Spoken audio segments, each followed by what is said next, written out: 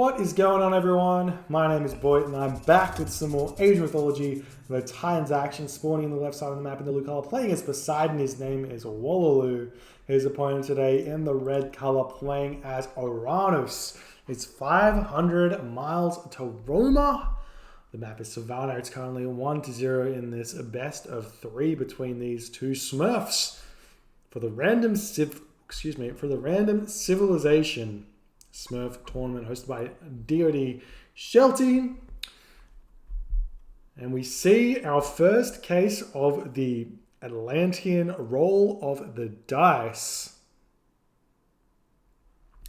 The Atlantean roll of the dice. And I say this because when you look at the civilizations as a whole, look, we can go through them all before we talk about the game, because we all know what these openings are. 500 miles to Rome is going to go 430. Wallaloo is going to try and go 430 as well. 3 wood, 2 gold, rest on food. There we go. We know what's happening. Alrighty then. So, in this tournament with random civs, each civ has probably like an overall power, as opposed to each god who is clearly put into their tier. And you have to kind of roll the dice to see what you get. So if you want to play the percentage game, you go, and you're a random gods player, you would pick the gods that have the highest overall for each of their gods. And then you would go with that god there. So we look at each of the different civilizations and see which ones are the high tiers, which ones are the low tiers. Greek, Zeus is the high tier. Hades and Poseidon are probably tied for the second spot in the tier list. Like if Zeus is like S tier, then Hades and Poseidon are right below him, sitting snugly there. Then we jump over to Egyptian. Now, I believe we can safely say that at least Ra is in the top tier. But also Isis and Set definitely sitting in that conversation as well. So also very strong gods there. Now Norse doesn't actually have any low tiers, but Norse doesn't have any high tiers either. You can make an argument that Norse is a low tier god, but I would suggest that mostly Norse is all tier 2, with the exception of maybe Odin as a counter pick for Atlantean. And then finally we have Atlantean, which is kind of the dark horse in the conversation, because it has an S tier or even an S plus tier in some people's opinions with Oranos. But Kronos and Gaia kind of sit in that either low tier 2 or tier 3 region if you really want to be mean to the Gaia. So Kronos probably, I mean, you can all make your own minds up about what you think the tier list is, but it's definitely more of a roll of a dice here for 500 miles of Roma going Atlantean here, and luckily getting Oranos, than it is for Wallaloo going Greek here and rolling Poseidon. So we'll see what he can do. Actually doing something interesting here with 4 villages on gold. Not sure what that indicates, but he should fix up these gold villages because it's bugging the hell out of me. Every single time these villages finish their load, they lose out on about 3 gold. And there we go, fixing those villages up as we speak. And the temple going up in the middle of the map amplifies this in the middle of the map. This is looking like an Ares rush. Be very quiet. Do not tell 500 miles of Roma about it. There's an Oracle Scout here.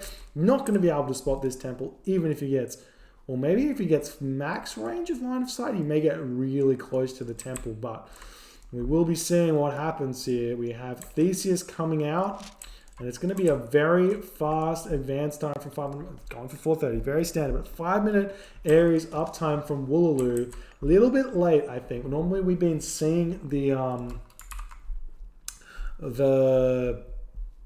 Ares rush be about 430, but 5 minutes maybe going to be too late on the Pestilence.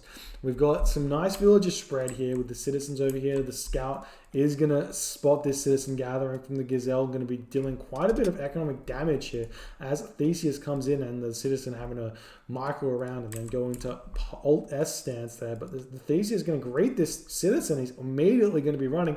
I like that he's running away from this mana, but the Catus Scopus here doing the blocking incredibly well. needs to be careful not to block his own Theseus there, but he's able to do exceptional amounts of damage over here. Gadoscopus running into the base of 500 miles, and he's going to be able to cast Pestilence straight away here and prevent the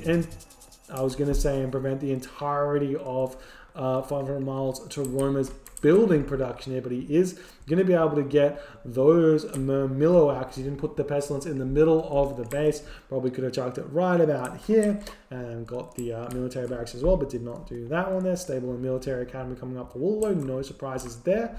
And we are probably going to be seeing maybe even a Cyclops coming in and looking to deal some damage to this citizen who's going to be garrisoning inside the manor. The Cyclops not being microed at all for the time being, but bashing away at this citizen here. And he doesn't take a lot of damage from this town center, but he will die eventually. Ooh, I love the passive stance there, keeping the Cyclops inside of this town center fire, losing a lot of damage here. We do see the Valor coming down onto this one. He's going to get Murmillo, he's going to get Terma here, and we do see a second counter barracks here.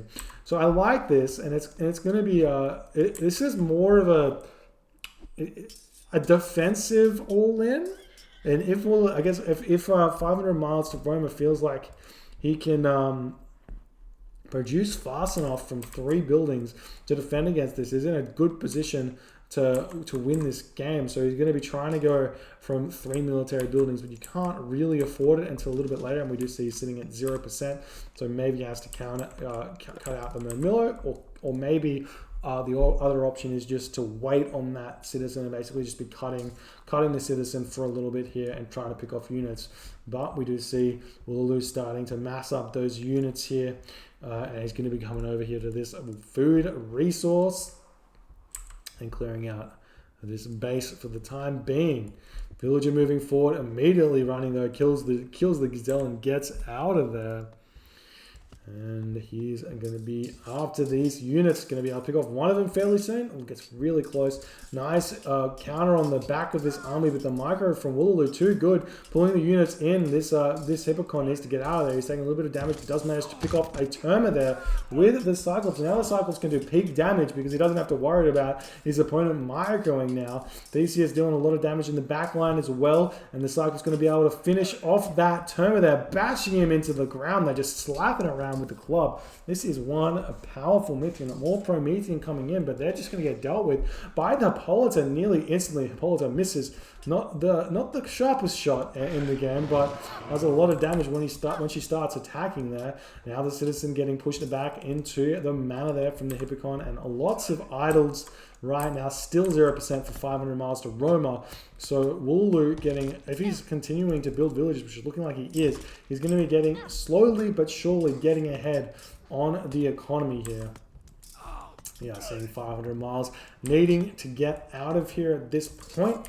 I would love to see this mana getting picked off. We just see another mana coming up for 500 miles. He's sitting at 115 open pop with 72 pop being spent. Oh, I'm also going to see a villager get picked off here. Nice little surround there from Woololo. I'll pick that citizen off and then potentially going to jump onto this mana and clear off the rest of that one. Terma getting built into this counter barracks, and finally we see that villager get off of 0%. Is he still on the? Is it 8 villages? 5 plus or 3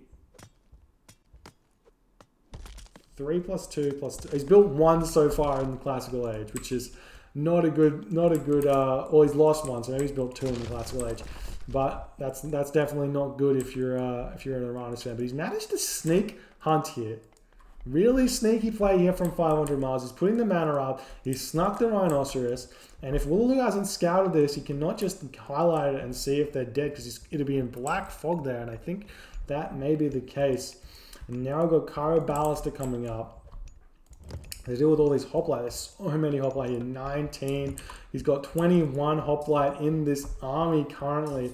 Absolute crazy production right now. Roma very far ahead, but he's actually looking like he's not happy with this concave here. He's trying to separate his army up a little bit, pull the Cairo Ballista out. Not really happy to fight this one just yet, even though he'd probably win the fight. Not sure why he's running here. He's just taking a lot of damage. He's got a random hoplite over in the back getting picked off, and we're always waiting on the medium infantry in order to take this one. Medium infantry takes 20 seconds to research, so he's going to try and get the Hippocon around the back, hoplite on the front, and then try and pick off those Cairo ballots that we just see him forcing these Mermilla to get chased around. There's the medium infantry there, and distraction with the Hippocon as the hoplite turn around, ready for their little power spike, the mini power spike of 10% infantry hack damage, hit points, and all of the other good things that medium upgrades go. I think that's everything it gives them. But let me just check. There's the shockwave. And gives them line of sight as well. Alright.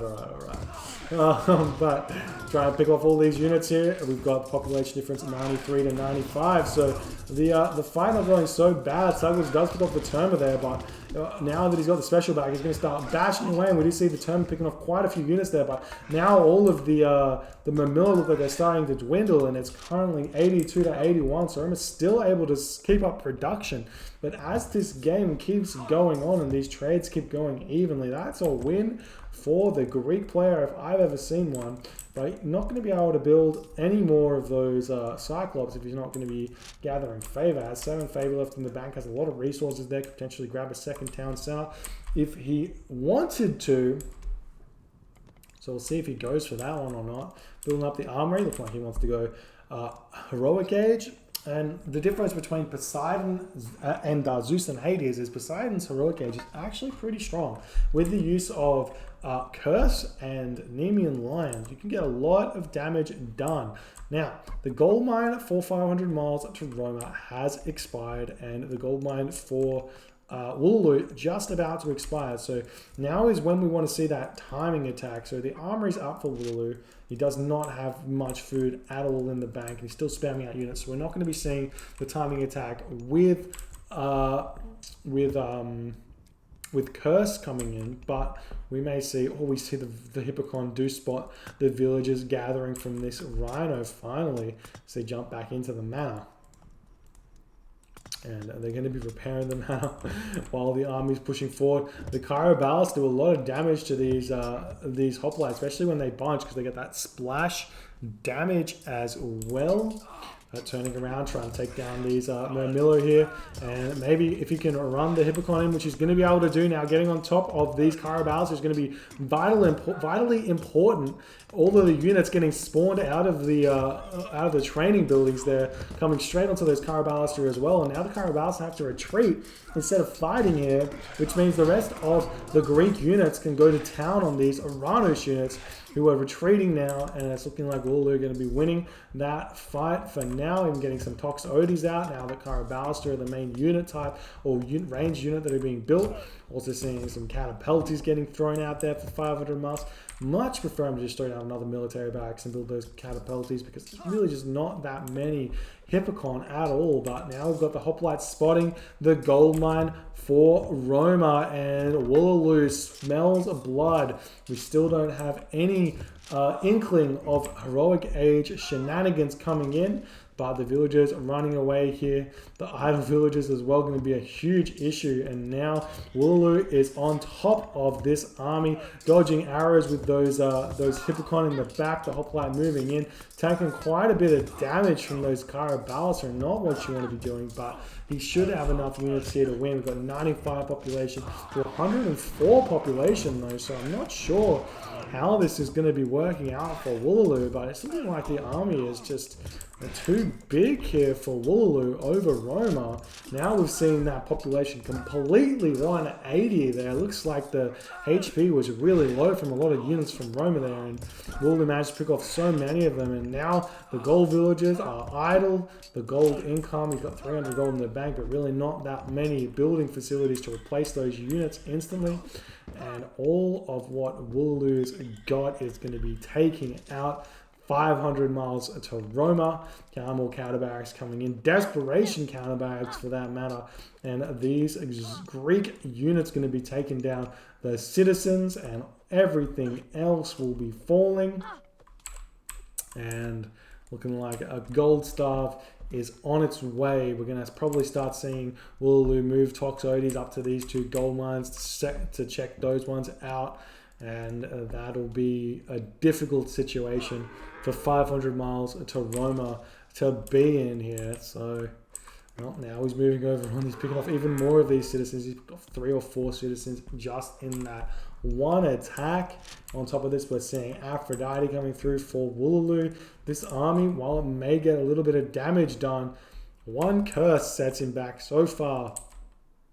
And now the citizen has managed to sneak around onto this gold mine. But like I said, just send that Toxodia over there and you're totally fine. Even if these units get on here, these villagers, there's so many of them, you can just turn around and attack here. He doesn't even need to, yeah, there we go. He doesn't even need to run in this location. Just because the Terma here, they don't do any damage at all, only 4.4 damage per second. It's really not that much. And they also miss quite frequently, but Willow's got to be careful not to move these villagers too fast, or too far, I should say. Villagers back onto this gold mine for Roma, and we have a shaft mine coming in for 500 miles to Roma, but Aphrodite 95% complete.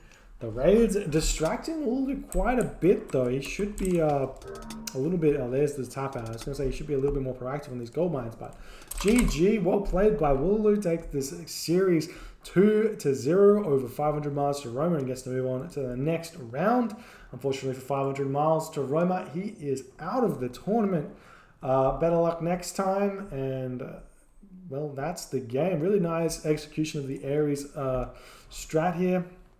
I think a lot of this came down to just Roma not having villager production, so that he fell behind on those resources that Oranos desperately needs, because he does have a stronger economy early. But if you don't build the villages, that stronger economy turns into an even economy and then a behind economy. And that was that there. So well played to Wooloo. We'll move on to another series fairly shortly. Thanks for hanging out with me, and we'll get that one coming real soon.